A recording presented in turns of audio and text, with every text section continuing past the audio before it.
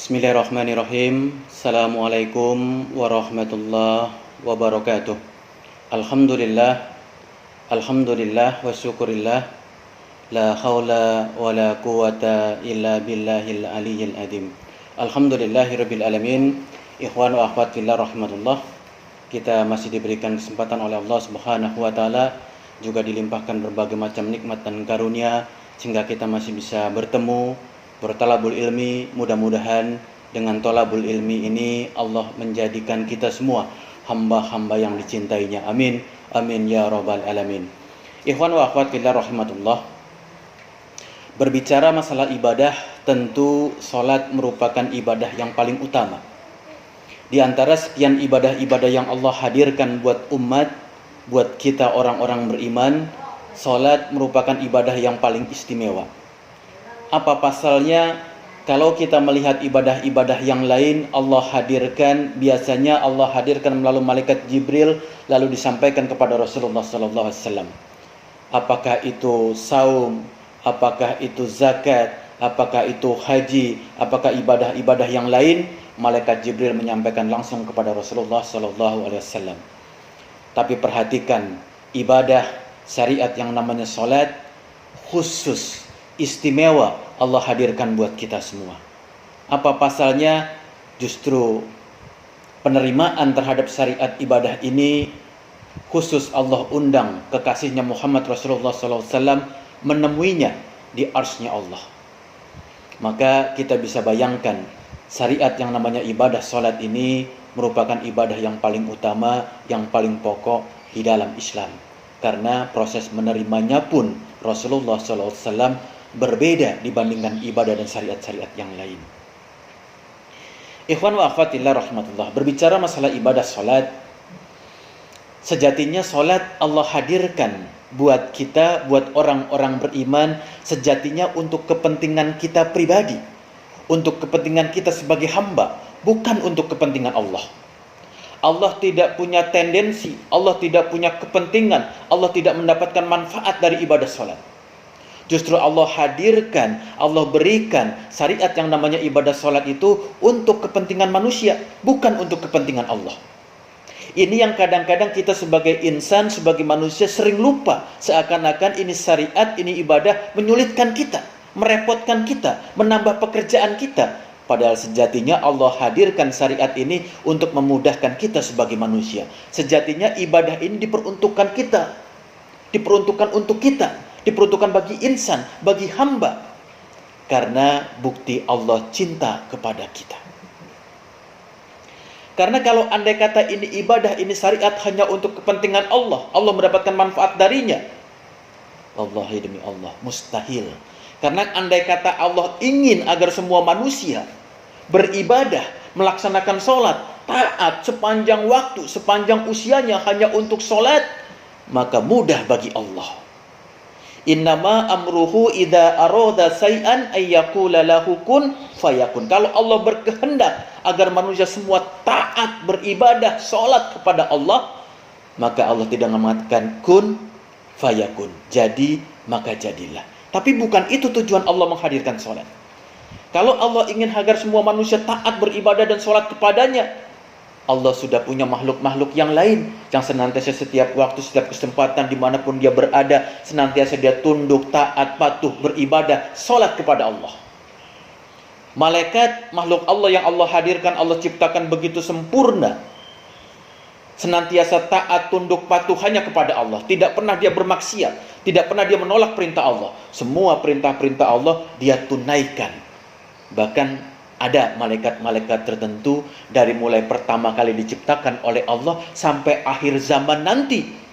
Karena tugas dia untuk ruku saja kepada Allah, maka sampai akhir hayatnya, sampai berakhirnya usia ini, sampai berakhirnya dunia ini, dia tetap ruku kepada Allah. Jadi salat bukan untuk kepentingan Allah, tapi untuk kepentingan manusia. Dan dengan sholat itulah Allah hadirkan kepada kita untuk membuat kita menjadi hamba-hamba yang tenang, jiwa-jiwa yang tenang, hati-hati yang tenang. Karena berapa banyak orang dihidupkan oleh Allah 50, 60, 70 tahun dengan berbagai macam ujian dalam kehidupan ini, penuh dengan tekanan dalam hidupnya, penuh dengan kegelisahan dalam hatinya. Maka Allah hadirkan sholat sebagai penenang buat dirinya. Bahkan kalau kita sikapi kehidupan ini, Masya Allah, hidup ini sejatinya bukan ringan. Hidup ini sejatinya berat dan sangat berat. Apalagi kita sebagai insan, sebagai manusia, tempatnya khilaf, tempatnya salah, tempatnya kelemahan, tempatnya kekurangan, tidak punya kemampuan apa-apa yang kita miliki. Maka adanya sholat sangat menolong kita. Adanya sholat sangat membantu kita. Bahkan Al-Quran mengatakan kepada kita, wasta'inu bisobri wassolah. Jadikanlah sabar dan sholat sebagai penolong dalam kehidupanmu. Jadi hidup ini sulit, penuh dengan kesulitan, besar kesulitannya, maka jadikan sholat sebagai penolong dalam kehidupan kita. Begitulah seharusnya orang-orang beriman diberikan syariat namanya sholat, membantu dirinya dalam hidup. Bukan sebaliknya, diberikan syariat sholat menyulitkan, merepotkan dia dalam hidup ini. Jadi sholat sejatinya menenangkan jiwa orang-orang beriman. Sholat menjadikan dia mudah menjalankan kehidupan sehari-hari. Maka seyogyanya dengan berbagai macam situasi, kondisi, jangan pernah lupa sholat. Maka kalau coba kita melihat, sejatinya kehidupan ini penuh dengan berbagai macam ujian, cobaan, bencana yang dihadirkan oleh Allah kepada kita. Dan semua itu tidak ada tujuan lain kecuali untuk menguji manusia. Siapa yang ketaatannya, penghambaannya, ibadahnya, sholatnya sempurna di hadapan Allah. Karena berapa banyak orang-orang diberikan ujian, dia jauh dari Allah. Ada orang-orang diberikan kenikmatan, pun dia jauh dari Allah. Maka adanya ujian, musibah, bencana, kelonggaran, nikmat yang Allah hadirkan tidak ada lain kecuali untuk menguji manusia. Siapa yang ketaatannya, ibadahnya, penghambaannya, ibadahnya, sholatnya kepada Allah menjadi sempurna. Maka semua itu sejatinya untuk menguji sholat-sholat kita. Makin sempurnakah sholat kita, makin kokohkan sholat kita, atau makin sebaliknya, makin berkurang kualitas ibadah sholat kita. Ikhwan wa akhwat fillah rahimatullah. Ketika nanti umur kita diusiakan, diakhirkan oleh Allah, disudahi umur kita, selesai masa kita hidup di dunia, dipanggil kita menghadap Allah, di padang mahsyar nanti itu, tidak ada kebajikan, tidak ada amal, tidak ada pekerjaan, tidak ada aktivitas yang dihisab pertama kali, kecuali sholat.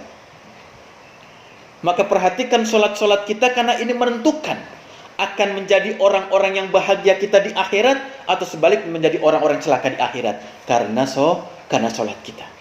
Maka perhatikan sholat kita, karena sholat ini menjadi tolak ukur, menjadi barometer kita akan selamat di akhirat atau sebaliknya celaka di akhirat, tergantung sholat. Nanti di yaumil hisab, sebelum dihisab ibadah-ibadah yang lain, sebelum dihisab amal-amal yang lain, sebelum dihisab penghambaan kita kepada Allah yang lainnya, maka sholat dihisab pertama kali. Baik sholat kita, insya Allah akan baik pula amal-amal kita yang lain. Buruk sholat kita, maka bisa jadi buruk pula semua amal-amal ibadah kita. Maka sholat menjadi penting buat kita semua. Ikhwan wa akhwat fillah rahimatullah. Sholat merupakan pondasi. Sholat merupakan pilar dalam kita beragama. Bahkan sama-sama kita tahu, orang-orang beriman diwajibkan, diharuskan melaksanakan sholat, karena sholat merupakan bagian dari rukun Islam. Setelah kita mengucapkan kalimat La ilaha illallah Muhammadar Rasulullah, maka konsekuensi berikutnya kita melaksanakan sholat. Setelah kita mengucapkan kalimat La ilaha illallah Muhammadar Rasulullah, maka konsekuensi berikutnya aqimus sholat, menegakkan sholat. Maka sholat merupakan rukun Islam. Apa maknanya? Kalau kita bicara masalah rukun, sejatinya rukun adalah segala sesuatu yang harus ada padanya, harus tertunaikan padanya, dikerjakan olehnya, maka baru dia disebutkan melaksanakan rukun tersebut. Contoh misalkan, ada orang melaksanakan sholat. Dalam sholat sama-sama kita paham ada rukunnya. Dari mulai takbir ihram sampai sholat, sampai ruku, sujud, kemudian salam, termasuk di dalamnya membaca Al-Fatihah, itu adalah bagian dari rukun sholat. Yang sebagian ulama mengatakan ada yang 12 rukunnya, ada yang 14 rukunnya. Dari mulai takbiratul ihram sampai mengucapkan salam. Andai kata seorang melaksanakan solat, tapi dia tidak membaca Al-Fatihah, yang Al-Fatihah itu merupakan rukun dari solat, maka apakah hukum dari orang tersebut? Sahkah solatnya atau tertolakkah solatnya? Maka jumhur ulama mengatakan, orang kalau melaksanakan solat tidak membaca Al-Fatihah, maka tidak bisa dihukumi dia sudah sah solatnya atau belum sah solatnya. Karena apa? Karena kata ulama, kalau ada rukun yang tidak dikerjakan, maka sejatinya dia belum melaksanakan solat. Jadi artinya kalau rukun sudah diperintahkan oleh Allah, diinformasikan kepada kita, tidak kita tunaikan rukun itu, maka tidak disebut kita melaksanakan sholat. Pun demikian ketika bicara masalah rukun Islam. Orang kalau mengaku dirinya Islam, dirinya Muslim, dirinya beriman, tapi tidak mengerjakan sholat, maka belum pantas dirinya disebut dengan orang Islam. Karena apa? Ada rukun dari rukun Islam yang belum dia tunaikan, atau tidak dia tunaikan, atau sengaja dia tinggalkan. Maka sholat menjadi perkara penting, ikhwan fillah rahimatullah, dalam kehidupan kita sehari-hari di dunia ini. Karena itulah bekal kita menghadap Allah Subhanahu wa ta'ala. Pernah satu kisah, ada seorang sahabat yang sering berkhidmat kepada Rasulullah SAW, sering membantu aktivitas Rasulullah SAW di rumah, di luar rumah. Karena seringnya dia membantu Rasulullah, berkhidmat kepada Rasulullah, suatu ketika Rasul bertanya kepada sahabat ini, "Wahai fulan, apa yang engkau minta? Apa yang engkau harapkan? Apa yang engkau sering doakan? Doakanlah, aku akan mintakan kepada Allah agar Allah mengijabah doamu." Maka sahabat ini ketika ditanya oleh Rasulullah, apa permintaanmu, apa harapanmu, apa doamu, agar aku, kata Rasulullah, membantu mendoakan kepada Allah agar Allah mengijabah doamu. Andai kita, ikhwan fillah rahimatullah, berinteraksi dengan Rasulullah, bertemu dengan Rasulullah, berteman dengan Rasulullah, lalu Rasul bertanya kepada kita, "Wahai fulan, wahai antum, wahai si fulan, kalau engkau minta sesuatu, apa yang engkau minta? Aku akan mintakan kepada Allah agar Allah doakan dan ijabah doamu." Kira-kira kita minta apa kira-kira? Maka bisa jadi karena faktor ilmu kita, background kita, pengalaman kita, pemahaman kita tentang keimanan kita, bisa jadi yang kita minta, "Ya Allah, ya Rasulullah, berikan rezeki yang banyak kepada aku. Mudahkan, lancarkan usaha dan bisnisku." Jadi banyak mungkin kita ketika ditanya apa permintaan, apa harapan, apa doamu terkait urusan dunia. Maka sahabat ini karena faktor keilmuannya, dia berkata kepada Rasulullah, "Ya Rasulullah, aku tidak punya harapan, tidak ada permintaan, tidak punya doa yang paling penting buat diriku kecuali satu." Apa kata Rasulullah? "Wahai fulan, sampaikan apa permintaanmu."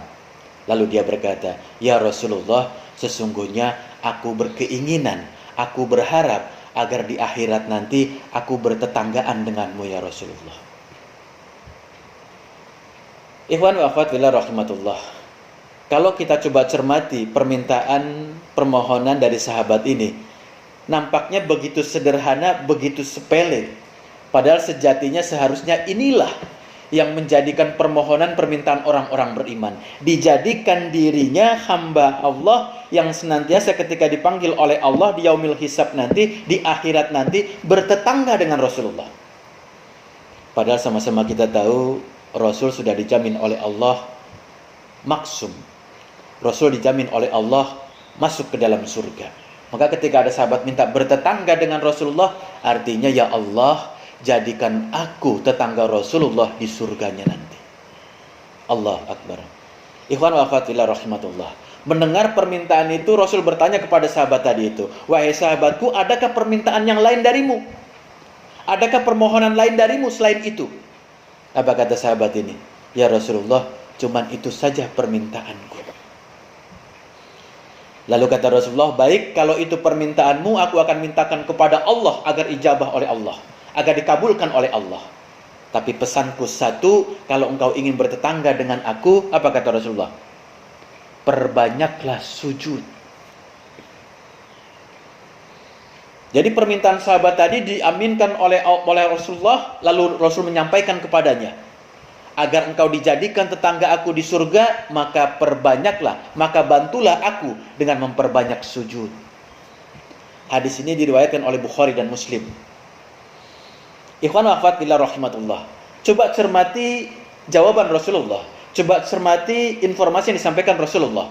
Kalau engkau ingin bertetangga dengan aku di surga, di akhirat nanti, maka bantulah aku dengan cara memperbanyak sujud. Maka di sini para ulama menafsirkan dengan dua hal. Jumhur ulama menafsirkan memperbanyak sujud artinya memperbanyak, menyempurnakan sholat kita. Dan yang kedua, para ulama, sebagian ulama menafsirkan ayat ini, hadis ini sebagai isyarat kalau orang ingin benar-benar menjadi pengikut Rasulullah, menjadi teman, menjadi tetangga Rasul di surga nanti, maka pastikan dalam kehidupan sehari-hari engkau senantiasa mengabdi, menolong perjuangan Rasulullah Sallallahu Alaihi Wasallam. Ikhwan wa akhwat fillah rahimatullah. Maka tidak bisa dipungkiri, salat perkara penting dalam Islam. Salat merupakan perkara pokok di dalam keimanan. Maka coba kita perhatikan, ikhwan wa akhwat fillah rahimatullah. Kalau sampai hari ini diri kita, mungkin juga termasuk orang lain di luar kita, masih enggan melaksanakan sholat, masih bermalas-malasan melaksanakan sholat, masih kadang-kadang disalankan sholat, kadang-kadang ditinggalkan sholat, kadang-kadang tepat waktu sholatnya, kadang-kadang mundur jauh dari waktu sholatnya, kadang-kadang dia bisa fokus, kadang-kadang dia tidak khusyuk sholatnya. Maka kalau ada orang-orang diberikan berbagai macam nikmat oleh Allah, kemudahan oleh Allah, umur oleh Allah, usia oleh Allah, tidak bersyukur dengan sholatnya, tidak sungguh-sungguh sholatnya, atau dia malas dalam sholatnya, perhatikan, kalau ada orang mengaku dirinya beriman, dirinya Islam, tapi masih malas melaksanakan sholat, maka ada 3 kemungkinan. Kenapa diri kita atau orang di luar kita masih malas melaksanakan sholat? Apa 3 parameter itu? Apa 3 kriteria itu? Apa 3 penyebab itu yang menjadikan orang masih malas dalam sholat? Padahal sama-sama kita tahu sholat merupakan perkara penting dalam Islam. Sholat merupakan pokok dalam Islam. Bahkan sholat merupakan pilarnya agama Islam. Yang pertama, ikhwan fillah rahimatullah, kenapa masih ada orang yang masih malas melaksanakan sholat? Pertama, terkait dengan imannya. Pertama, terkait masalah keimanannya. Orang yang masih malas melaksanakan sholat masih ada masalah dengan imannya. Orang yang masih enggan melaksanakan sholat ada permasalahan dalam imannya. Karena apa? Karena orang-orang beriman diperintahkan oleh Allah untuk senantiasa menjaga sholatnya. Ya ayyuhalladzina amanu aqimus sholat. Hai orang-orang beriman, tegakkan sholat. Bukan kerjakan sholat, tegakkan sholat. Jaga waktunya, jaga khusyuknya, jaga pemahaman kita, jaga adab kita, jaga akhlak kita. Aqimus sholat. Ya ayyuhalladzina amanu aqimus sholat. Tegakkan sholat. Jadi orang kalau mengaku dirinya beriman, maka konsekuensi berikutnya harus dia tunaikan sholat. Kalau dia mengaku dirinya beriman, maka wajib atasnya mengerjakan sholat. Karena sholat merupakan konsekuensi dari keimanan. Orang yang benar imannya, maka benar sholatnya. Orang kalau tidak benar sholatnya, bisa jadi pun tidak benar imannya. Maka iman menjadi faktor utama kenapa masih ada orang-orang yang malas mengerjakan sholat. Padahal sama-sama kita tahu iman itu menjadi landasan amal-amal kita diterima oleh Allah. Dan ibadah-ibadah yang kita lakukan, amal yang kita lakukan terlandasi oleh iman kita. Maka iman yang baik, iman yang sempurna, iman yang kokoh, maka setiap waktu, setiap kesempatan dia upayakan untuk senantiasa dekat kepada Allah, mengingat Allah, menghambakan diri kepada Allah, taat kepada Allah, beribadah kepada Allah, sholat dia untuk Allah. Maka iman menjadi pokok, menjadi penting, karena dia menentukan kualitas sholat-sholat kita. Bahkan sholat kita terpengaruh besar atas dasar iman kita. Iman yang sempurna, insya Allah sempurna juga sholat kita.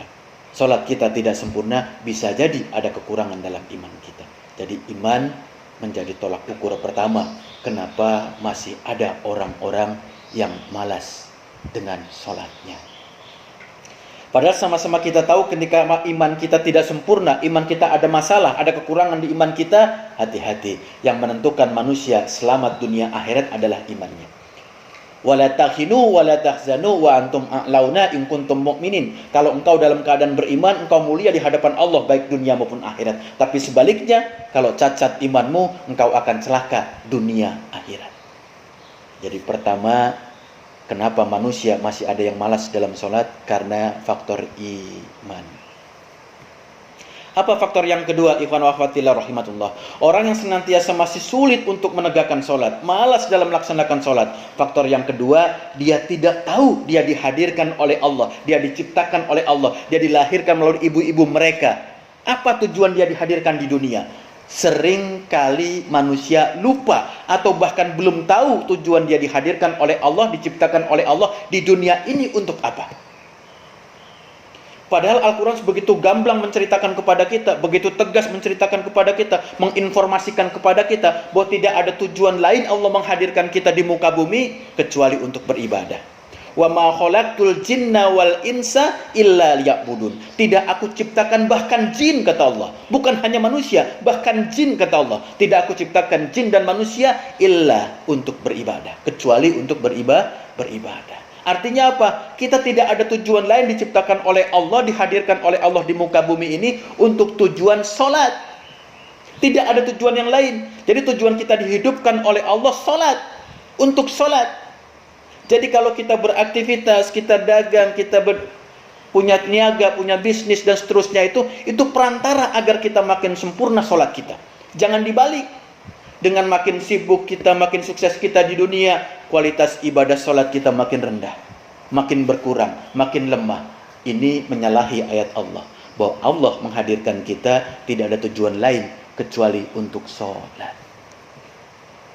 Maka perhatikan ikhwan wa akhwatillah, orang yang masih malas, masih belum sungguh-sungguh dalam sholatnya karena dia tidak paham apa tujuan dia dihadirkan oleh Allah di dunia ini. Dan tujuan itu tidak lain kecuali untuk ibadah, kecuali untuk sholat. Maka kalau dia sadar dihadirkan oleh Allah di dunia ini untuk ibadah dan sholat, maka dia akan jaga, dia akan sempurnakan semua waktu dan kesempatannya untuk beribadah kepada Allah, untuk sholat kepada Allah Subhanahu wa ta'ala. Maka faktor kedua ini faktor penting, karena belum paham atau karena sudah paham tapi lupa tujuan dia dihidupkan oleh Allah di dunia, tidak ada lain kecuali untuk sholat. Pertama, masalah iman menjadikan orang masih malas dalam sholat. Yang kedua, masalah tujuan hidup yang dia belum paham atau dia lupa, menyebabkan manusia lalai dalam sholatnya, lupa dalam sholatnya, malas dalam sholatnya. Yang ketiga, kalau masih ada orang mengaku dirinya beriman, dirinya Islam, tapi enggan sholat, malas dalam sholatnya, tidak sungguh-sungguh dalam sholatnya, maka faktor yang ketiga, dia masih tergoda oleh syaitan. Ikhwan wa akhwatillah rahimatullah. Allah menghadirkan makhluk-makhluknya, manusia, hewan, tumbuhan, malaikat, jin, syaitan, semua punya tujuan dan misi masing-masing. Dan Allah telah meridhoi dan Allah telah mengizinkan setan itu punya aktivitas utama untuk senantiasa menggoda anak cucu Adam. Bahkan setan pernah berdialog kepada Allah dan minta diberikan penangguhan usia, umur, dan waktu, agar dengan penangguhan usia, umur, dan waktu itu dia senantiasa bisa menggoda anak cucu Adam sehingga mengikuti mereka masuk ke dalam neraka. Dalam Al-Quran disebutkan redaksinya, Qalla Rabbi fa'andirni illa yaumi yub'asun. Qalla Rabbi, ketika iblis, ketika setan berkata kepada Rabbnya, perhatikan, setan pun beriman kepada Allah sebagai Rabbnya. Maka perhatikan ayat ini, dia minta kepada Allah, dia berdoa kepada Allah. Qala Rabbi fa'andirni illa yaumi yub'asun. Ya Allah, karena Engkau telah menyesatkan aku, telah memvonis aku menjadi golongan yang sesat, maka berikan penangguhan terhadap umurku, terhadap usiaku, agar aku bisa menggoda anak cucu Adam sampai akhir dunia ini. Allah Akbar. Allah izinkan permintaan iblis dan setan itu untuk menggoda kita. Nah, jadi kalau ada kita orang-orang beriman, orang Islam, mengaku beriman dan Islam, masih enggan melaksanakan sholat, malas melaksanakan sholat, maka bisa jadi besar kemungkinan kita masih tergoda oleh setan. Karena tidak ada godaan setan yang paling besar kecuali ketika orang-orang beriman, orang-orang Islam melaksanakan ibadah. Maka tidak pernah kita lihat ada orang berbuat maksiat digoda oleh setan. Yang digoda oleh setan itu orang-orang ketika melaksanakan kebajikan, melaksanakan amal soleh, melaksanakan ketaatan, melaksanakan ibadah kepada Allah. Maka disitulah tempat setan menggoda kita manusia. Dan tidak ada godaan besar setan kepada manusia kecuali ketika kita melaksanakan sholat. Maka perhatikan, ketika sholat merupakan perintah kewajiban buat kita semua, masih banyak di antara kita menunda-nunda sholat kita. Ketika sholat itu masuk waktunya, masih banyak di antara kita memilih sholat tidak berjamaah, memilih dengan sholat sendiri. Ketika waktu sholat datang, kita membiasakan diri kita tertinggal rakaat kita dari jamaah. Bahkan ketika sholat datang kepada kita, kita laksanakan sholatnya, kita tidak fokus, tidak konsentrasi, jauh dari khusyuk sholat kita. Disitulah godaan setan masuk kepada kita semua. Jadi ketika bicara masalah sholat, inilah tempat, inilah waktu, inilah kondisi di mana setan menggoda manusia dengan godaan yang sangat besar. Maka jangan heran ketika orang sudah melaksanakan sholat, tetap begitu besar, begitu banyak godaan setan kepada kita. Perhatikan saja, ketika kita sholat, kita gelar sajadah kita takbiratul ihram, Allahu Akbar. Berapa banyak orang-orang yang ketika sudah takbiratul ihram, hatinya, matanya, pendengarannya, pakalnya, pikirannya tertuju hanya semata kepada Allah. Atau masih adakah orang-orang ketika takbiratul ihram yang dia ingat dalam hatinya, yang dilihat dengan matanya, dengar dengan hitung telinganya adalah hal-hal lain di luar Allah. Dia masih memikirkan pekerjaannya, masih memikirkan anak istrinya, memikirkan hartanya, memikirkan kendaraannya, memikirkan rumahnya. Itulah godaan setan. Maka ketika bicara masalah setan, setan akan datang kepada kita, menggoda kita ketika kita taat kepada Allah, ketika ibadah kepada Allah, ketika sholat kita. Maka perhatikan, ikhwan wa akhwat fillah rahimakumullah. Kenapa kita sudah melaksanakan sholat, setan masih menggoda kita, dan kita bisa tergoda oleh setan? Karena kita belum ikhlas kepada Allah. Kalau kita melaksanakan sholat karena pamrih-pamrih tertentu, karena tidak enak dilihat keluarga, dilihat istri, lihat anak, lihat atasan, lihat bawahan, kita sholat untuk kepentingan itu, wallahi demi Allah, setan mudah menggoda kita. Kenapa? Kita tidak ikhlas hanya kepada Allah. Kan disebutkan dalam Al-Quran, semua anak cucu Adam akan mudah dan gampang untuk disesatkan oleh setan, illa ibadiyal mukhlisin, kecuali hamba-hamba Allah yang mukhlis, kecuali hamba-hamba Allah yang senantiasa ikhlas dalam beraktivitas, ikhlas dalam bekerja, ikhlas dalam beramal, ikhlas dalam beribadah, ikhlas dalam sholatnya. Maka kalau kita masih gampang dan mudah digoda oleh setan dalam sholat kita, bisa jadi kita belum ikhlas dalam sholat kita. Nah, ikhwan wa akhwat fillah rahimatullah, itulah pentingnya sholat buat kita. Itulah kenapa manusia yang mengaku sudah beriman dan Islam seringkali kadang mudah tergoda oleh setan, seringkali kadang mudah meninggalkan sholat, malas dalam sholatnya. Dan mudah-mudahan kita semua termasuk hamba-hamba Allah yang senantiasa diberikan kekuatan oleh Allah untuk senantiasa menjaga sholat-sholat kita, menyempurnakan sholat-sholat kita dari waktu ke waktu, sehingga mudah-mudahan ketika kita dipanggil oleh Allah dalam keadaan terbaik, dalam keadaan kita menghambakan diri kepada Allah, dalam keadaan kita bersolat kepada Allah Subhanahu, dalam keadaan kita sholat kepada Allah Subhanahu wa Ta'ala. Yang hak datang dari Allah, kelemahan, kekurangan, hilaf dan salah datang dari saya pribadi. Akhiru da'wana alhamdulillahi rabbil alamin. Jazakumullahu khairan katsira. Assalamualaikum warahmatullahi wabarakatuh.